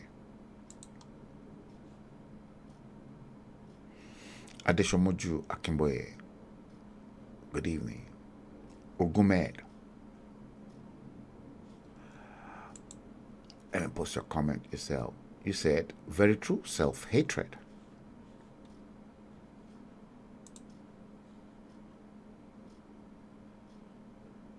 Very sad, black mind. Again, you said. Here. Very sad for black mind.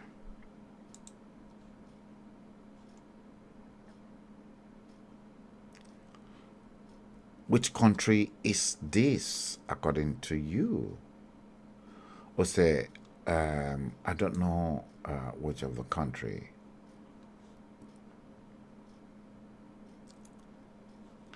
Yeti Queen, good evening. Bimbo Atolagbe.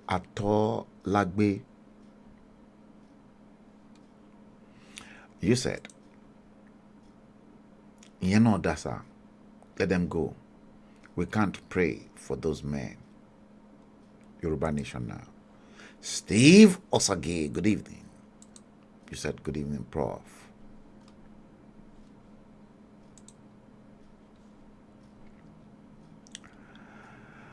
Okay, Amina Olayinka, good evening.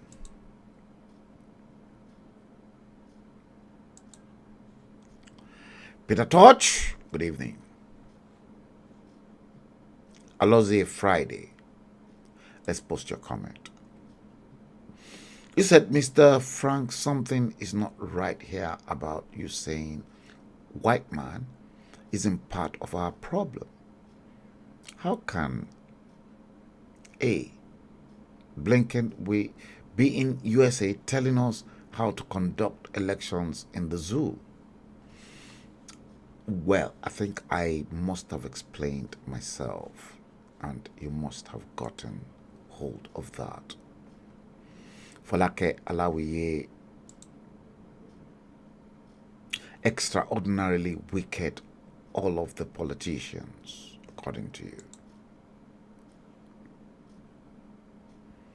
Titiloyi Erewumi, good evening.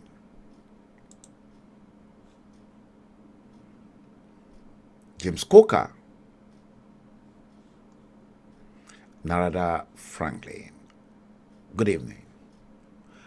Pastor Ade Ojeniro, good evening. Folake Alawiye, you said, absolutely, Baba, thank you. Wasiu Akinyele, you said, thank you, Bami, thank you too. Okay, guys, let's go into a few of those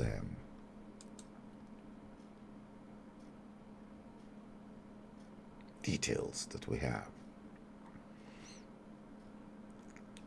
I want you to listen to this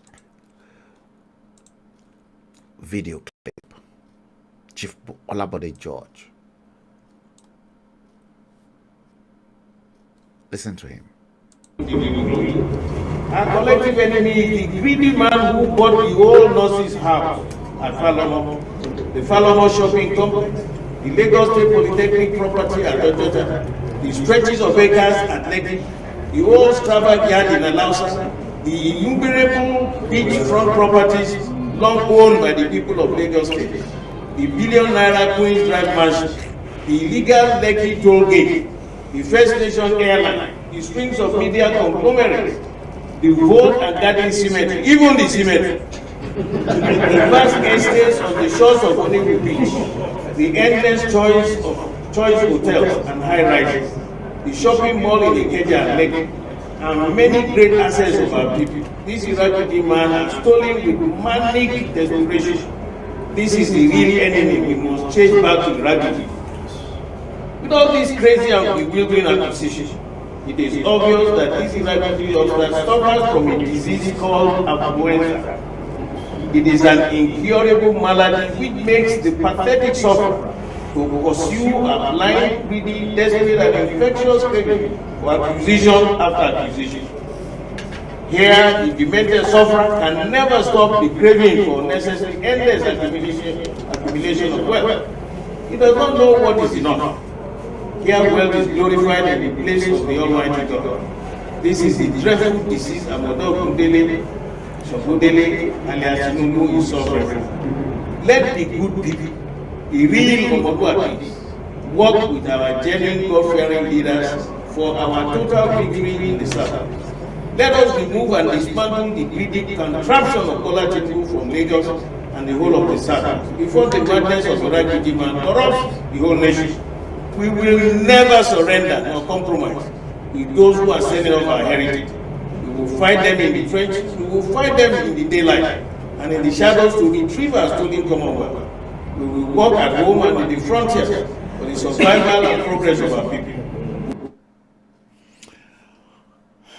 That was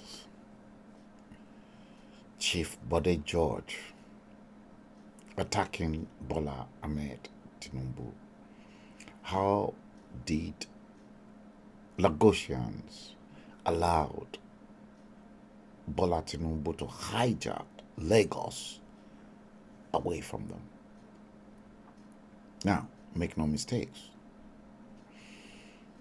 If Nigeria kaput today,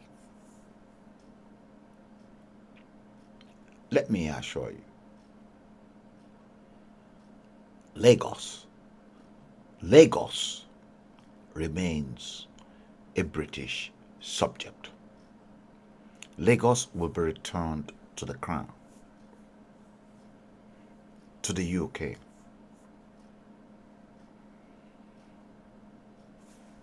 You've just seen that.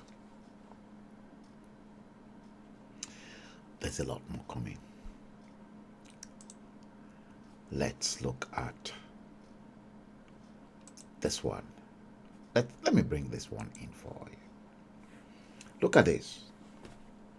Here's another very good one to tell you how despicable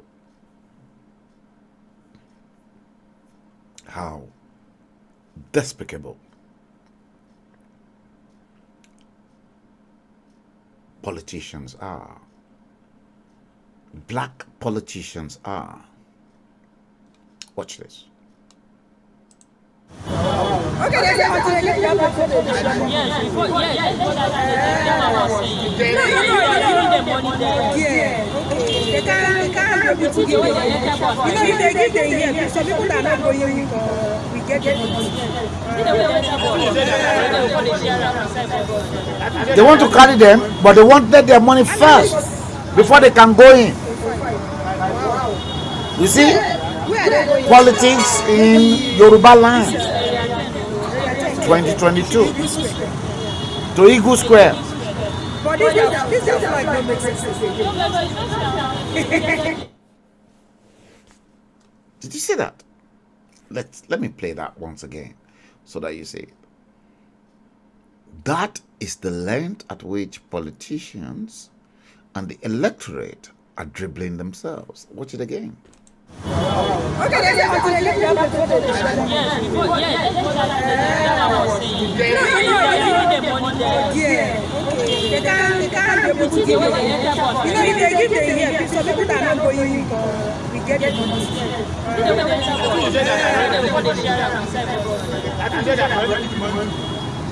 And it was wow. Where are they going now? Maybe this is area 10. Should be Eagle Square. But this is like no make sense. They want their money because they learned their lessons from the fake pastors. So they want their quid first. Pay us the quid and we will go. Rented crowd.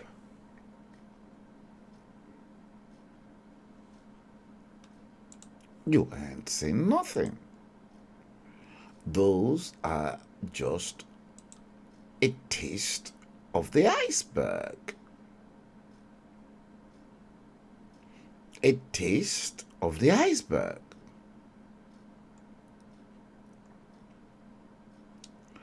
Yes.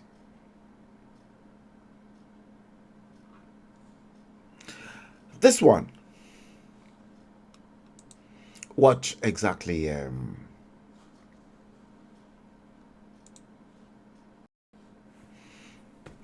this police officer messed up in Nigeria. Don't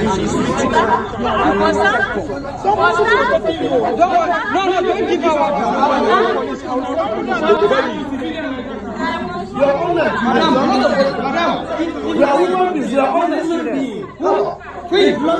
She was abused by the woman she was guiding, the police officer.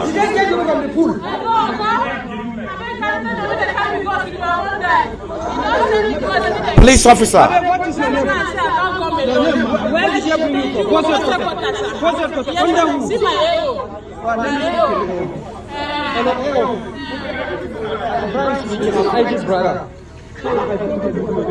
This incident has happened. Can you send a reinforcement now? What is the name of the street?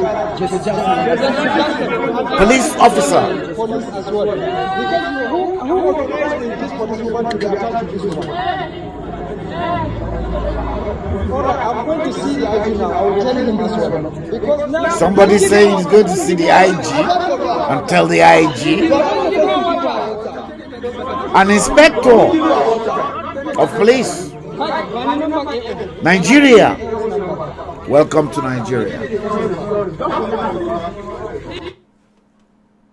Welcome to Nigeria. That's what you get.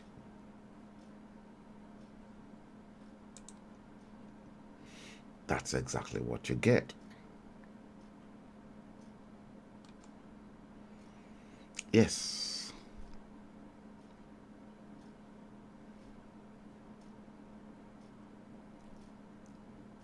Let me entertain you with these Amuludu singers of Lagos. You're going to enjoy this. The Amuludu singers of Lagos. Enjoy it.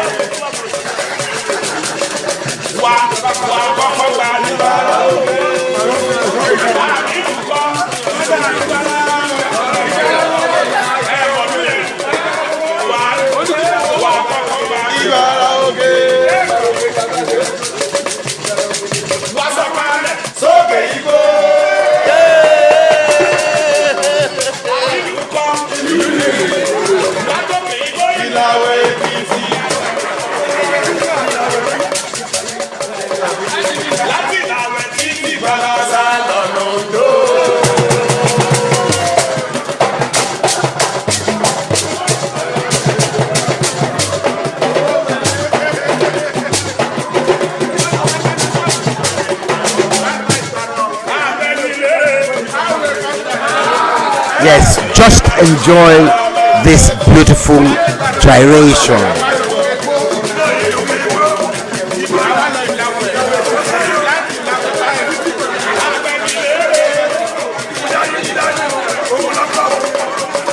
This is the beauty of Yoruba land. The beauty of Yoruba land. Beautiful gyration. Yes, indeed.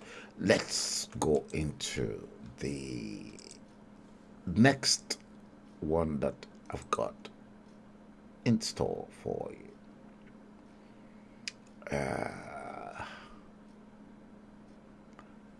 K, this one.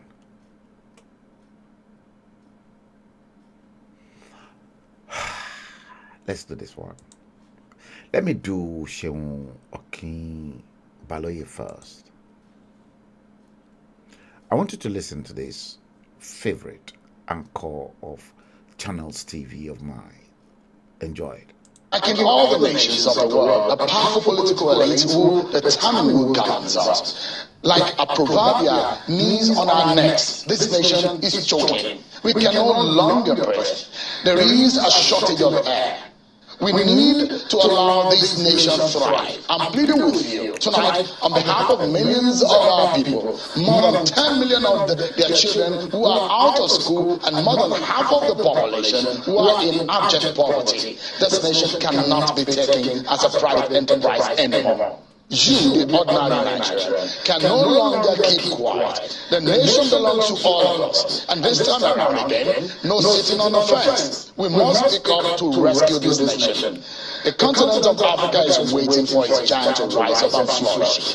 That is why 2023 election is a make or mar. Look, This nation cannot make a mistake with the choice of its next leader. It is a must we get it right. If you employ the best hands to run your private companies, we should have the best of us run the affairs of this nation. We must get leadership right, not only at the center, but across the state. Knowledge, crisis management skills, character and integrity, vision and courage to make tough decisions, effective communication skills, ability to unite the nation.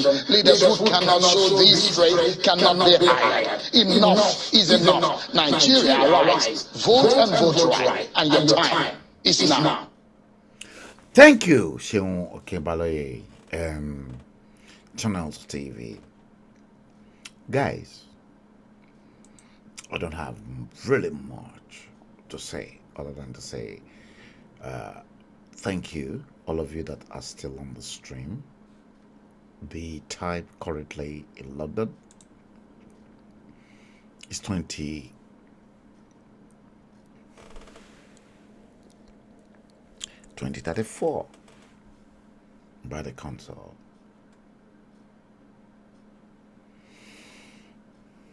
Yes, 2034. Let's bring tonight's stream to an end. I've been on 2 hours 27 minutes,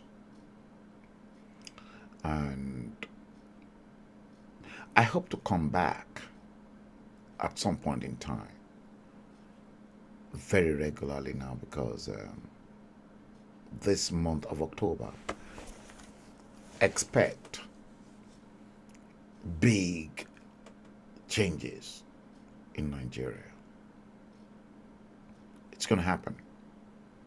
I've predicted deaths, those that will die. Take it or you leave it, it's going to happen.